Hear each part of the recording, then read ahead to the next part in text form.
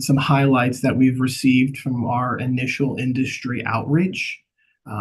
We're then gonna kind of turn the table and ask you, our local agency partners, some questions about how you approach freight in your in your daily works, but also how the issues surrounding the operations of moving goods.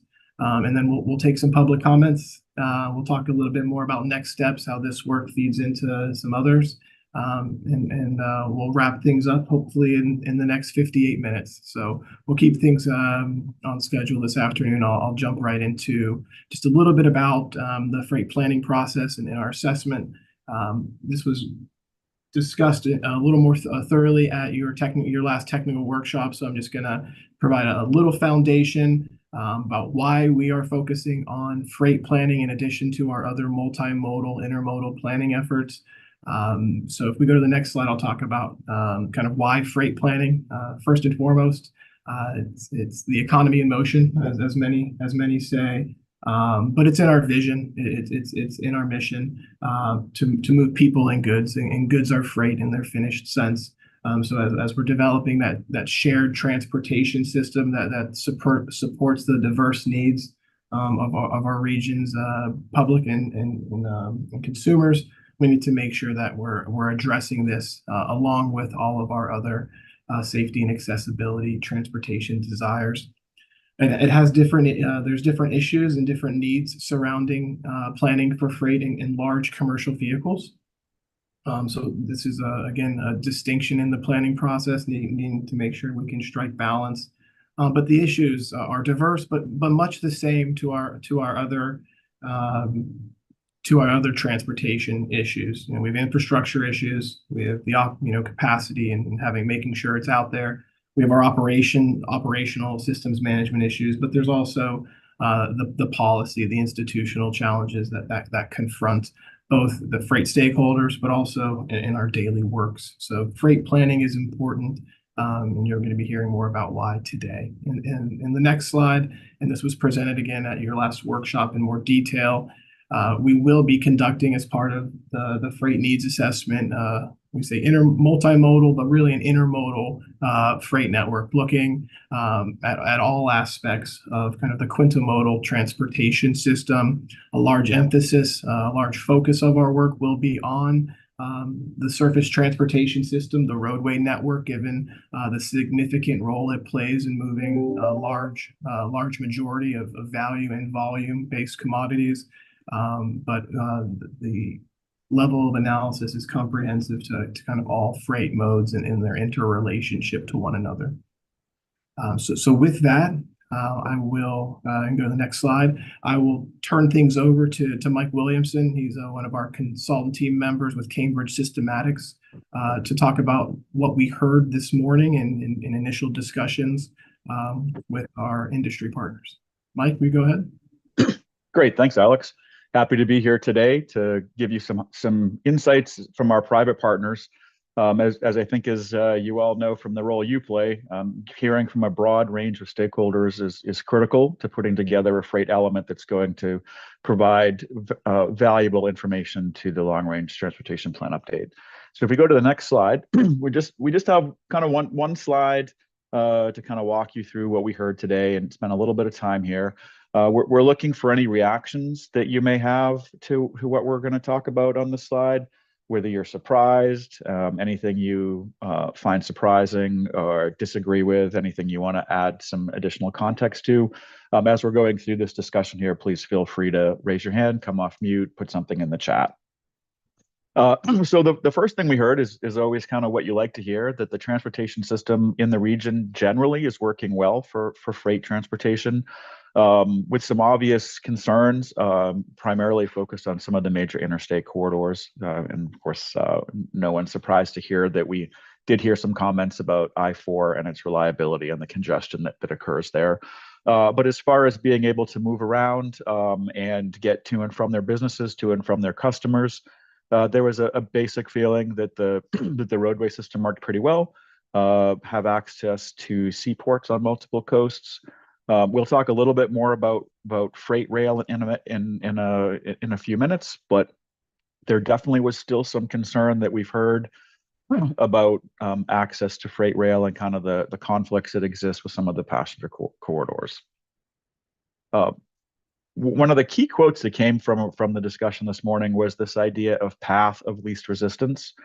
So lots of times when you go out and ask, private sector, what's wrong with the system? What can we do to help you? They're kind of, it's hard to get them to pick their head up. They're usually pretty busy from an operations perspective, and they've already kind of found a way. It may not be the most efficient way, but it's the most efficient way within the environment in which they're working to operate their business. And so when this path of least resistance really sets that stage for, well, based on the capacity of the infrastructure that we as the public sector put in place, the regulations that we put in place, the decisions that we make on zoning, land use, environmental protected areas, they kind of absorb all that, and then they find their way to work around it. So if you look at the type of businesses that you're looking to attract, they're going to go kind of where the environment suits them best, is from the perspective of access to freight rail, access to seaports, land, the ability to kind of mitigate any kind of conflicts with some of the communities. So again, really kind of sets the stage for this is why the public policy decisions that you all advise on is so important, is that kind of sets that environment in which they're working, and therefore dictates where they're going to be operating or not operating, as the case may be. The third area were some of the ideas for engaging industry partners.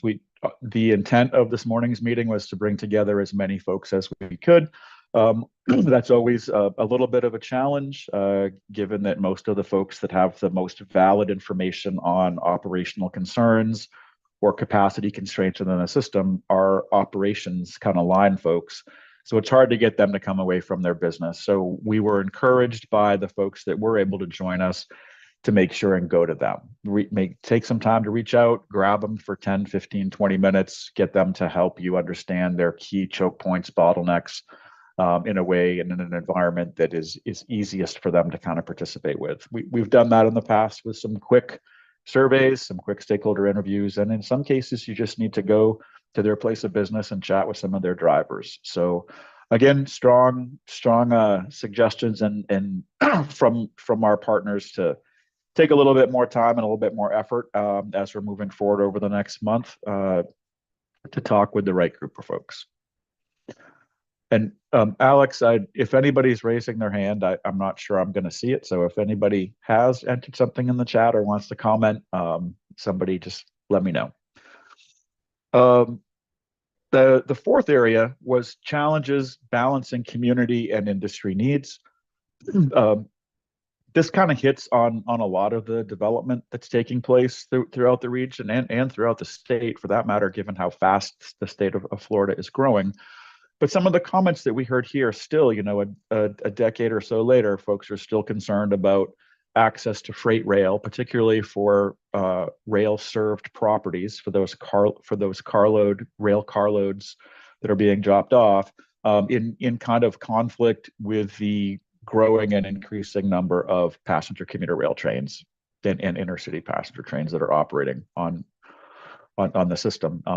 It decreases the windows that the freight railroads are able to provide service to these properties.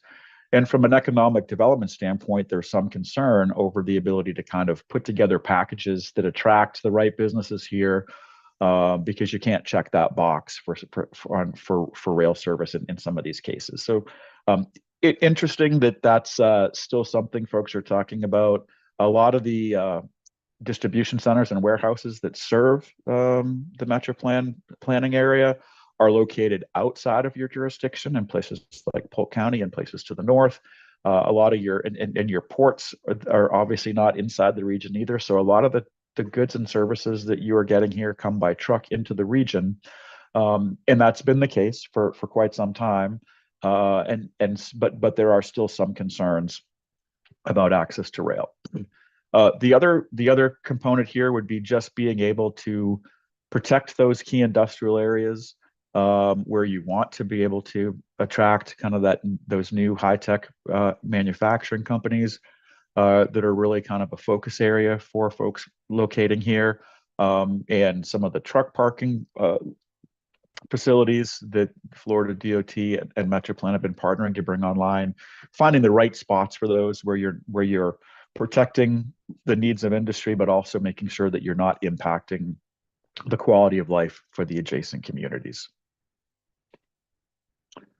There was also quite a lot of talk about the opportunities that our commercial space industry is creating for basically all of Central Florida, particularly as it looks at manufacturing opportunities, excuse me, and some of the logistics operations of moving those products from supplier to manufacturer to launch site.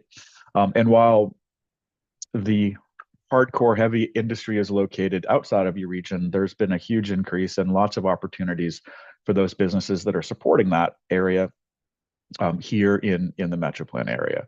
And so those opportunities are something that that people are really expecting to increase traffic on some of our key roadways, particularly as we look at some of the challenges for new launch operations and how do you fuel those space vessels, spacecraft. Is it through pipeline? Is it through a significant increase in truck traffic for tanker movements? So lots of things to look at in the future as we watch what's happening and react to what's happening and plan for what's happening around Space Florida. And then the final area I just want to highlight before we move on is workforce. Not surprising that came up. I'm sure you all are experiencing that as well in your own organization. But finding qualified workforce in the supply chain and logistics and manufacturing industries continues to be a challenge, and in the trucking community continues to be a challenge, not only in Central Florida, but in these industries around the country. And so as we look for how we grow into the future, how we train our workforce, how we retain our workforce and provide opportunities for that, for those careers to kind of grow without leaving the area. Those are real challenges that our private partners and our public partners are having from a workforce standpoint. Alex or Haito, anything I missed on these bullets that you wanted to highlight? And anybody have any questions or reactions or comments? Mike, I think you summarized that really well. But yeah, to Mike's point, if anyone has any questions, thoughts, reactions, yeah, now would be a good time. Or if it all makes sense, we understand that too.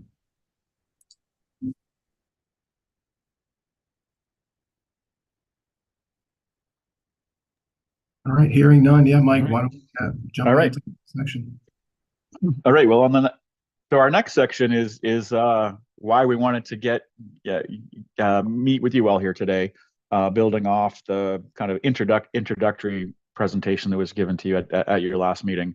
So we really want to spend a few minutes here today with an interactive session designed to get your input on a handful of kind of open discussion questions where we would encourage you to come off mute, raise your hand, type in the chat. And then we're going to have a mapping exercise where you'll have the opportunity to kind of go through on your smart device or your computer and pinpoint for us the key bottlenecks or key projects that you'd like, that you see as real kind of a freight priority in your communities that you'd like us to include and address as part of this plan here today. So if we move to the next slide, our first question is, how are you considering freight mobility in your local plans and policies today? So this could be your comp plans, your capital improvement programs, any of the policies or zoning or land use related. But if you could just give some thought as to how freight mobility is impacting what you do on a day-to-day basis. And if not, certainly feel free to kind of let us know that as well. I'm going to see if I can find the chat so I can watch as people comment. And you all should be able to see your comments as well as comments of your fellow participants. And feel free to react and respond to their comments as well. We don't hear from anyone. I'm going to start picking on my friends to kind of get us rolling. And then again, this question is really kind of focused on your day-to-day work. I see that my remark got some interest. Humberto, please. Yes, good afternoon, Alex and Mike. From what I understand from Orange County is that perhaps this is not a cohesive program that we have established. We do have some corridors that we are kind of designating as a freight corridors, but it's not a very comprehensive and deliberate approach. The case in point is that as far as safety and taking these corridors through neighborhoods and residential areas is kind of concerning, especially with the mixed land use that we have. And as fast as we are developing in the infills and also to the outskirts. So definitely, I think that not only this is a challenge for Orange County, but maybe this is a regional approach. I know that we have been coordinating with the DOT because they are looking at truck route stops that they have, and they're looking at several sites. But for them also, this is becoming a challenge. I do not have the answers to how we're going to be addressing this problem, but definitely something that it has to be considered not only as part of the service for the multimodal approach, but also in terms of safety. Where do we allow this type of freight to navigate through our roads? I know that the DOT, they have the SIS corridors, and within those corridors, they do try to provide the services, and if there is some mixed modes, to make sure that they are not unsafe, so to speak, to make sure that we have the proper turns, the proper lane width, the proper traffic controls to go from point A to point B. But it is a challenge in Orange County, and definitely we need some sort of solutions or coordination and conversations with Metroplan. Great, thank you. I see we had a few comments coming in as well.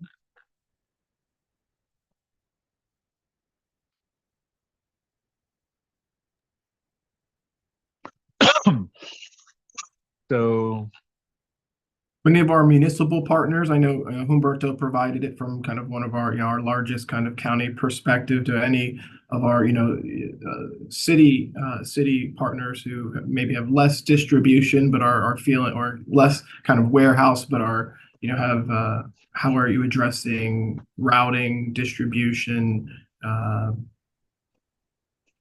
drop off and pickup location?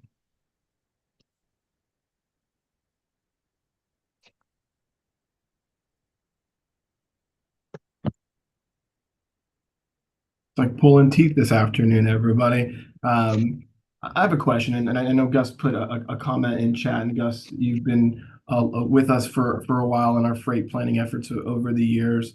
But a question I would have out to our local partners as things are redeveloping, infill redevelopment is occurring, and maybe some of that redevelopment is historic or or past industrial. How is the city addressing delivery, increases in e-commerce and delivery in your local plans, especially for multifamily? Is that being considered, or is that really up to the developer in the project in question? Well, the city can only regulate the big picture of freight mobility. Those specifics for logistics are more case by case. So the big issue for the city is to support strategies to mitigate the effects of the negative effects of freight, like being in the wrong time, in the wrong place, things like that. But in terms of operation, we're trying to leave that on the operators, basically.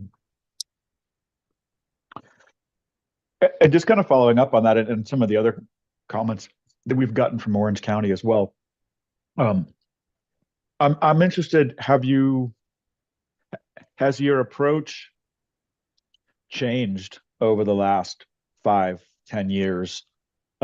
You talk about Orange County's draft vision calling for the completion of an urban freight plan.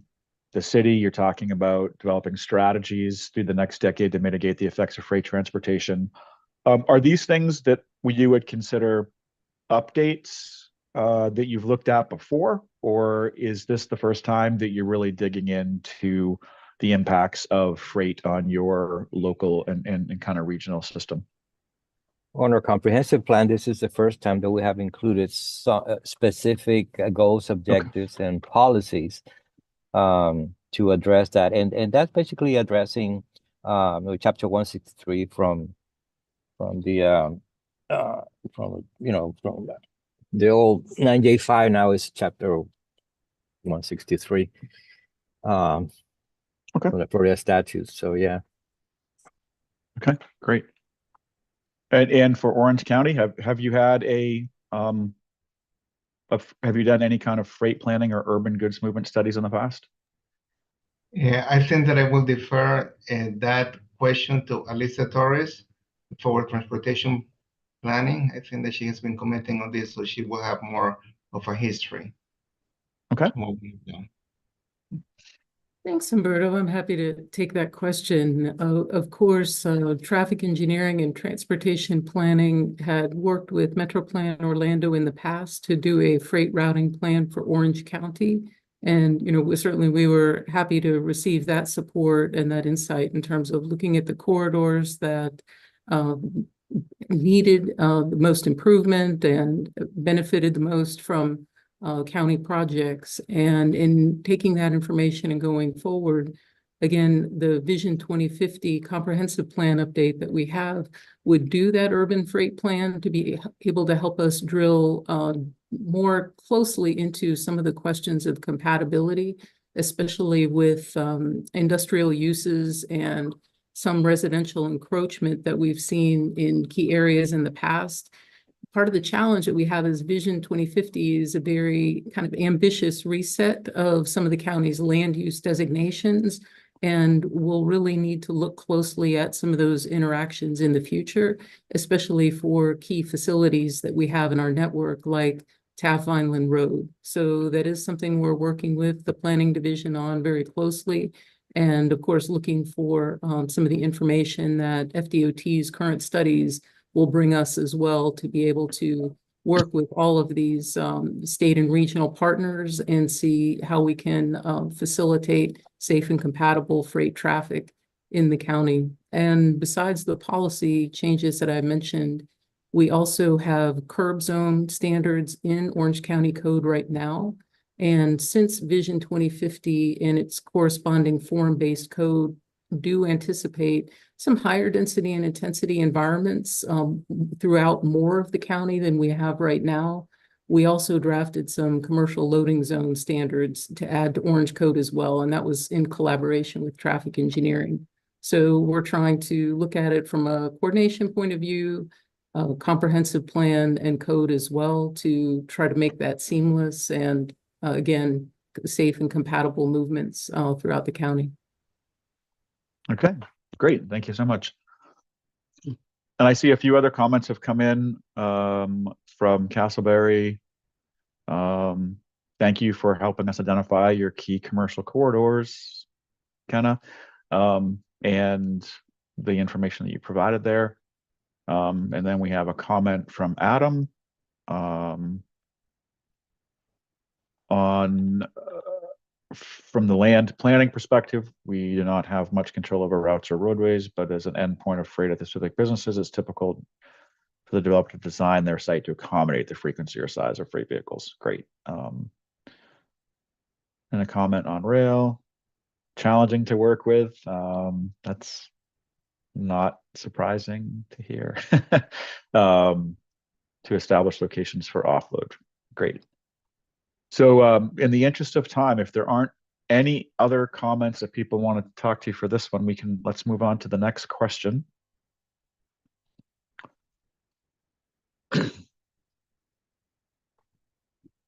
So what is the number one freight logistics or truck related issue in your jurisdiction? Again, the chat might be the fastest way for everybody to type one in. But if you'd want to come off mute and talk about any of these, that would certainly be appreciated. And again, this is not necessarily a specific project or intersection. We're gonna give you a chance in a few minutes to highlight those. This would be kind of the biggest issue that what are people calling and complaining about? And I see we've already seen a couple folks put in truck parking. I'm assuming, Joshua, you're referring to truck parking, so any other thoughts besides truck parking? And for those of you who and keeping large trucks out of residential streets, great. For truck parking, can I assume it's lack of truck parking facilities, or is it that they are parking illegally in your communities? Either one of you want to come off mute and just kind of tell us kind of specifically what the top issue is? This is Josh with Osceola County. Yeah, with truck parking, that's what I meant by parking is that, yeah, there's just as I know everyone here knows, there's a major shortage of truck parking along the interstate system, and I think that also trickles down into within the local municipalities as well. And because of that, the truck drivers are basically finding anywhere they can to park. And so, yeah, sometimes they do end up parking where they're not supposed to just because they can't find anywhere else, and that's their designated rest time. Okay, great. So I know FDOT is working on and actually has been coordinating with us very well on some truck parking on a truck parking location that I think will help significantly alleviate that. So definitely appreciate FDOT's assistance with that. Great. Thanks, Josh. Yep. I see a few others here. Umberto, design vehicle criteria, posted speeds, minimizing, mixing of truck routes with school zones, echoing the issue of large trucks on residential streets. Thanks, Charles. So again, from your all's perspective, it's how do we effectively balance the need to receive our goods with the impact that these trucks are having from a variety of movement types, whether it's parking or traveling through your areas to make sure that they're going where the roads are safe and they're not having significant community or safety impacts. On the truck parking front, I think this is a good opportunity to kind of asking the question of our local partners. You know, there's certainly a critical need, you know, documented need for truck parking along the interstate highway system, you know, especially I-4. It's one of the most critical needs in the state of Florida. And much of that is from hours of service regulations and drivers, operators, you know, complying to that. But I know in the past, there's also been issues relating to what I kind of call truck storage. So, you know, these are residents, kind of commercial vehicle operators who live within our region, maybe within an HOA, maybe within, you know, a multifamily, you know, development where they're not allowed to bring the rig in trailer. Are our local partners seeing that as well? And how are you enforcing or addressing that within your region or within your jurisdictions, rather?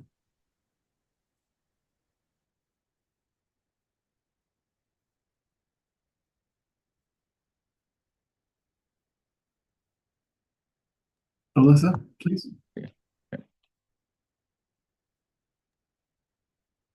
Thank you. The Orange County went through an update of Orange County codes regulations to increase the penalties for that in 2023 because we were seeing a significant increase in issue, especially in under-resourced communities in Orange County. And it was a large concern to our commissioners as well as to Public Works from a safety perspective. And my understanding is that that has helped to address some of those issues. And Orange County Sheriff's Office, their parking enforcement lead was a great help to us in that.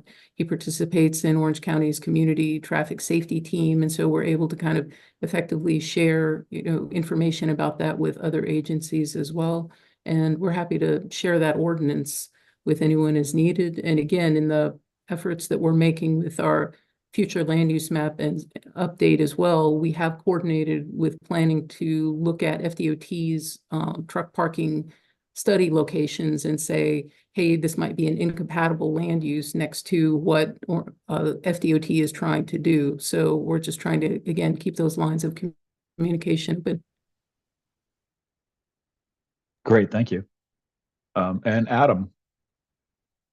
Yeah, just really quickly on response to that, you set that ordinance out and doubled fines to keep people from parking in where they're not supposed to be. But I'm just curious where those trucks went if they're not there. Did they just roll to another place that it's actually appropriate for them to be, or are they just finding new places that they shouldn't be? It's just not being brought forward. I'm just curious.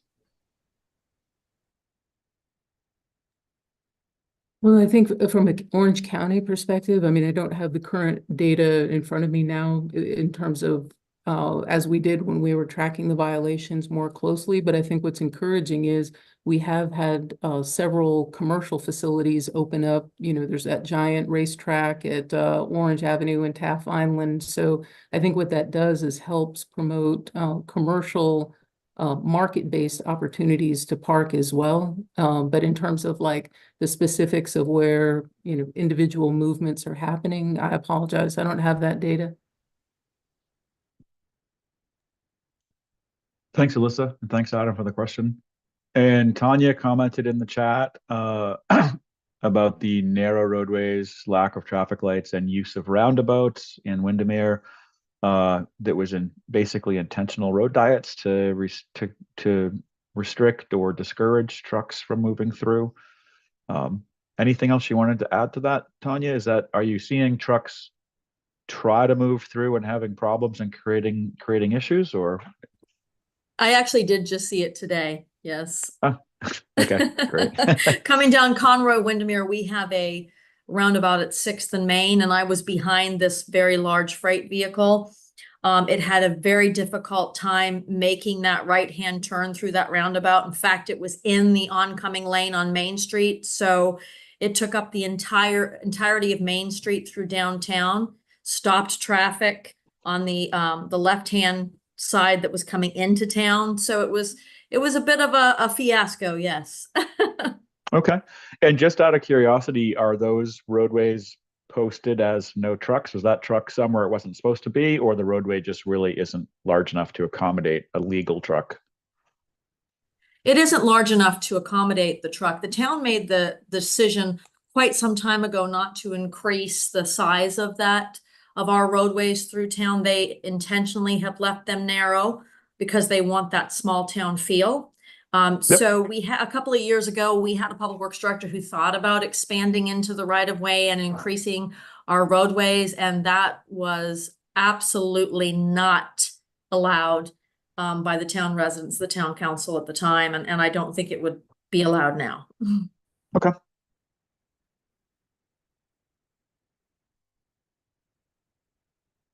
All right. Any other examples of key issues that anybody wants to raise before we move on to our next question?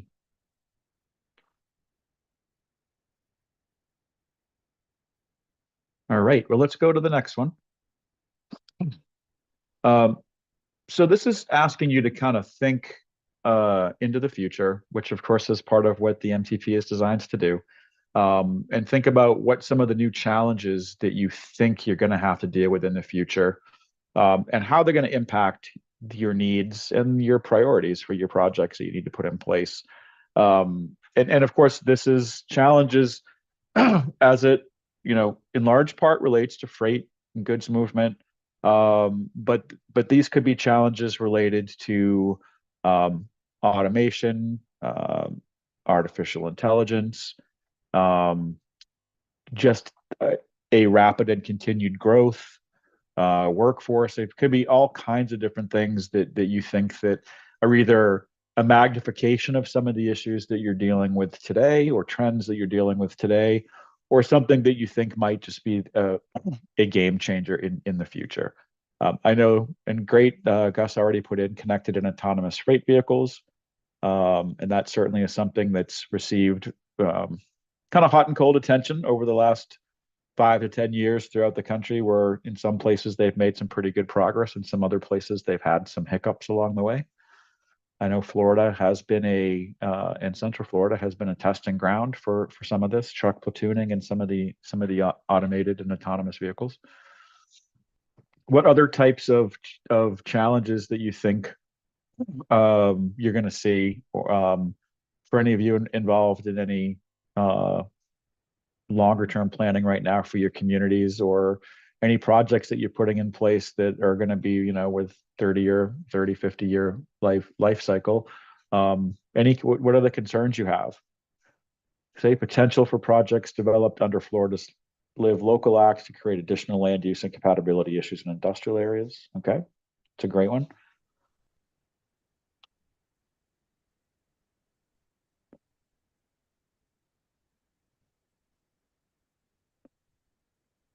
And if you think about, densities and intensities continue to grow. We'll need to ensure there are sufficient facilities to accommodate freight vehicles in the appropriate locations. That's great. I know we've all seen a huge shift with e-commerce and local deliveries of small trucks, and those small trucks and small delivery vans kind of go everywhere. So complete streets aspirations for proper designs, great. And Umberto, when you think about complete streets, I know as a freight planner, I always say it's not a complete street if you're not planning for freight. That doesn't mean you need to have trucks on every road, but that plan for how you allow those walkable communities that you're trying to develop to receive their goods and services, is that do you consider that as part of your complete street aspirations? Yes, exactly. And Okay. part of the reason is that we're going through the Vision Zero action plan and the implementation regionally. And thank you to MetroPlan for the efforts just to be able to complete this major milestone. But yes, I think that it's no news to us that Central Florida were really impacted and affected by fatalities and serious injuries for the vulnerable road users. There's a lot of tourist attractions, there's a lot of commerce, and how it is happening. Yeah, I can tell you based on my experience, and I have been living here for 5 years, that sometimes we do try to plan the development and develop the plan, but sometimes it doesn't work quite as well because where businesses are at and what makes the most sense. And so what is happening is that we try to make do with what we have available, but sometimes that is not a good answer where we want to go. So I know that Alyssa was putting in there as part of our Vision 2050 that we do have this language and we have all of these things. I think that the challenge is that although we might have the language or we might have the direction, are we being successful in the implementation? And that takes a larger conversation. Where do we want to go? Because it's not enough to know what we have to do, but we have to implement it to ensure that we're on the right track. Okay, great. Thank you very much for that. See some other comments people have put in here. Yeah, Our Mike, local Mike, sorry to interrupt you. I see Nabil's had his hand raised. okay. Nabil. Hello, everybody. Truck platooning is going to come online. There's no way about it. It has a lot of advantages, economical and efficiency of transportation. However, the main concern for most cities, including Orlando, is what is that going to do to our traffic flow and congestion issues? Okay. Great point.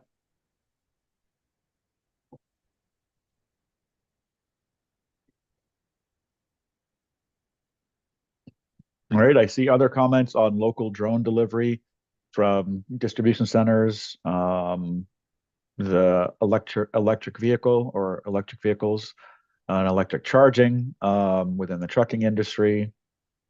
Need to be statutes changes to allow monetary charging. FRF dot sites, great point. And then an acknowledgement that trucks are largely a preferred mode in a lot of instances. I did see that the comment. I know John brought up the drone delivery, and Gus remarked that did come up as well. During our industry discussion, it's being tested. We all probably see it in the news in different formats. Whether it's Amazon or someone else. Current use is typically in emergency lifeline purposes. They're pushing vaccines and such in rural and desolate areas. But as things change, as our suburban landscape remains somewhat the same and our trips are further, that's something that's still out there, still viable. So that's certainly one of those topics we need to kind of keep our eye on. How does that impact freight as a whole in scale and volume? It's maybe more to Gus's point about kind of weight and kind of and cargo restrictions about kind of what you're flying over people's houses. But certainly something that could change parcel delivery, courier delivery, Amazon delivery as we know it, but raises a whole nother, or kind of opens a whole nother can of kind of airspace issues, which I know the city of Orlando is tackling with some other work they have going on relating to electric vertical and takeoff landing vehicles, advanced air mobility. But nonetheless, this is all really, really good discussion. If there aren't any other comments that anybody has before we move on, I want to make sure we save some time for the mapping exercise. Look at truck deliveries % compared with air freight. Yep. All right. Great. So let's go to the next slide. So one of the things that we wanted to be able to do, in addition to some of these general questions, that allows you to kind of tell us what's going on in your communities and what some of your key issues and challenges are. We also wanted to spend some time looking specifically at where in the network or where is the network broken in your community? Where do you need improvements? You've given us a handful of examples. I actually wrote down 6th and Main in Windermere as an example as a place to look at.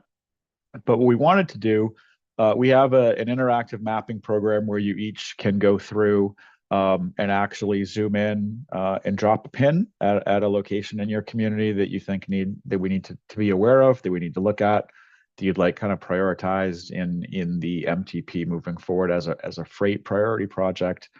And so that's really what we're going to spend the next 10 minutes or so doing, and then with a quick wrap up at the end.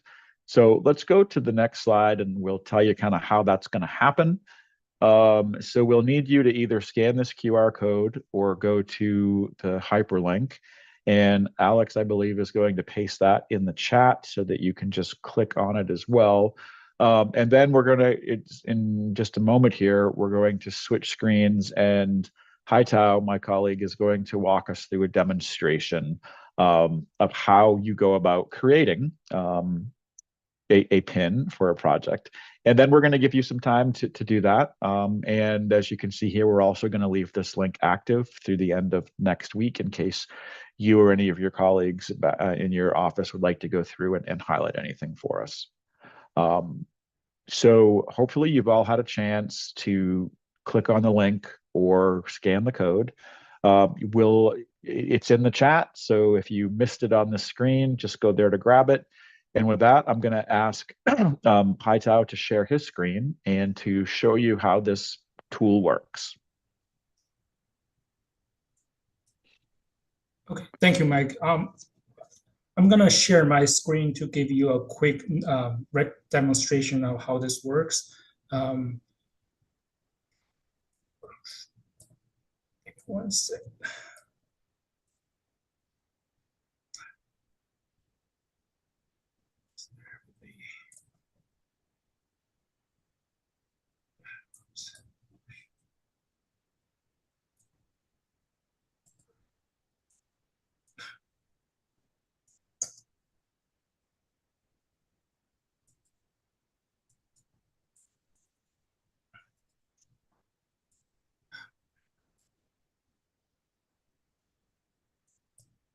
Give me one more sec.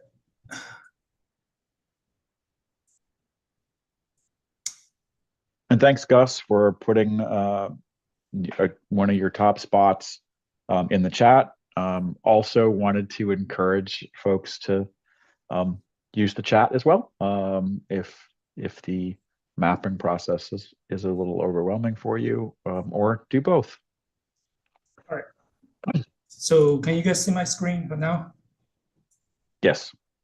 Okay. So once you use your QR code or that link on your smartphone or web browser, that you will be directed to this website where that Mike just mentioned the two questions. The first question is that please drop a pinpoint the location on the map where you see challenges and needs.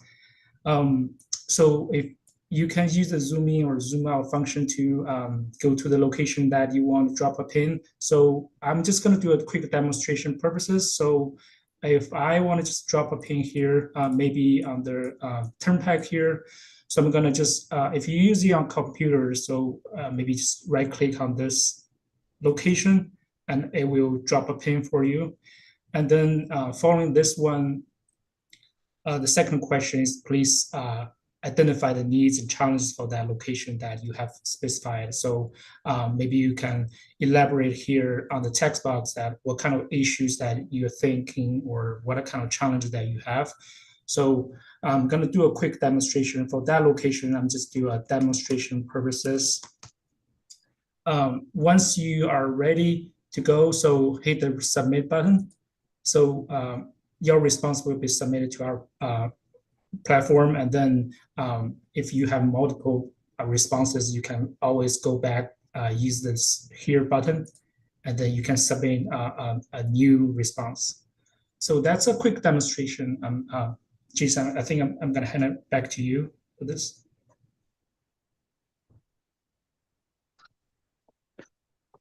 Great. Yes, so we're going to go back to the PowerPoint just so you can kind of see the questions that we're looking for here. And so hopefully you were all able to go to that link and the mapping tools is easy for you to navigate.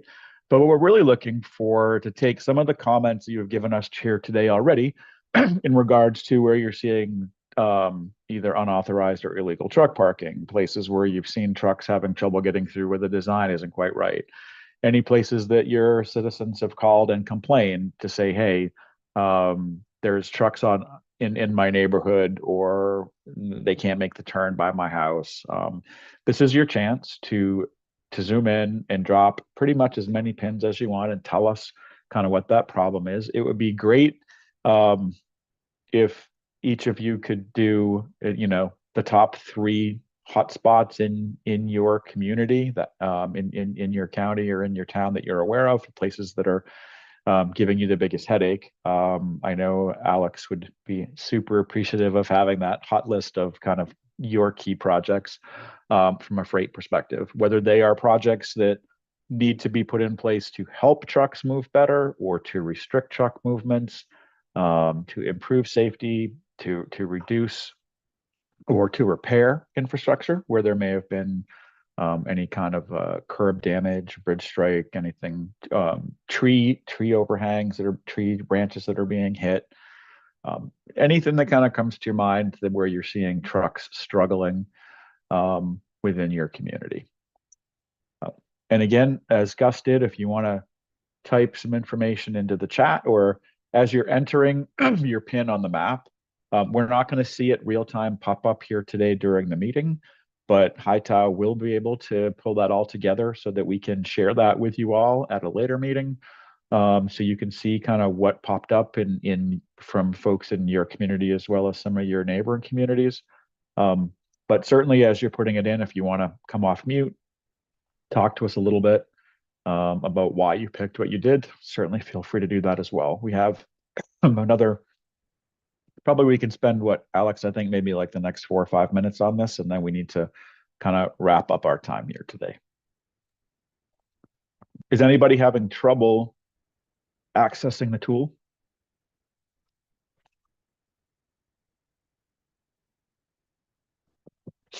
Hopefully that means some of you are trying to use the tool. I'll admit I've not tried to use the tool. I think many of our partners, it is a ArcGIS Online kind of comment map tool. I think many have used it for your own studies or in some of our past processes as well. So as Mike mentioned, drop as few or as many bits of feedback. I'd like to hear a little bit from each municipality, small and large. Everyone has kind of different issues and challenges. But we do want to use this opportunity to kind of to gather them, whether they're location specific or more wholesale issues. And Adam did ask the question. We will have this comment map up through the end of next week.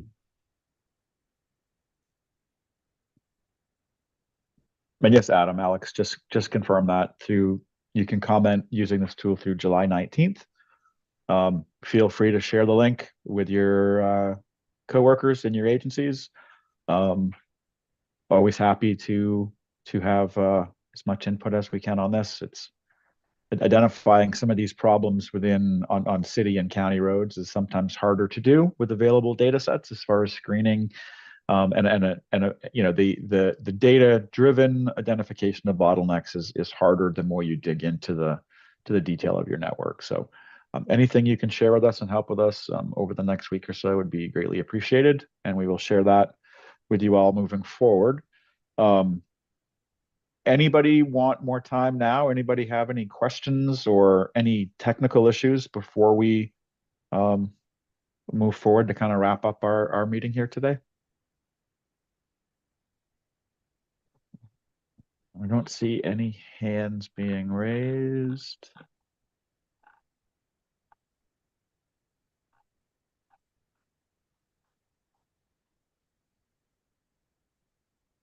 And Hightow, have you been able to see if anybody has entered anything yet?